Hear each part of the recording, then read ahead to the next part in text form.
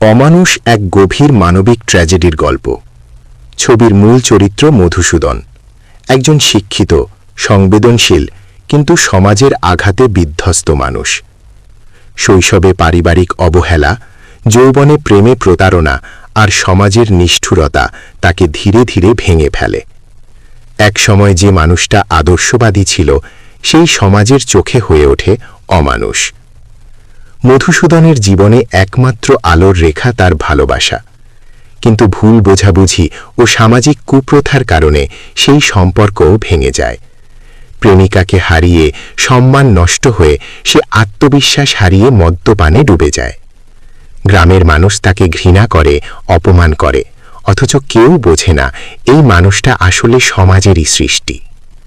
তবুও মধুসূদনের ভেতরের মানুষটা পুরোপুরি মরে যায় না। অন্যায়ের বিরুদ্ধে সে রুখে দাঁড়ায়, দুর্বলদের পাশে দাঁড়ায়। তার তথাকথিত অমানুষ রূপের আড়ালেই লুকিয়ে থাকে এক অসাধারণ মানবিক হৃদয়।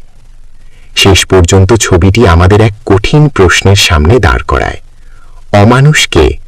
যে অন্যায় করে, না যে অন্যায় সহ্য করতে করতে ভেঙে পড়ে? এই ছবির বার্তা একটাই: সমাজ মানুষকে অমানুষ বানায়, মানুষ নিজে নয়।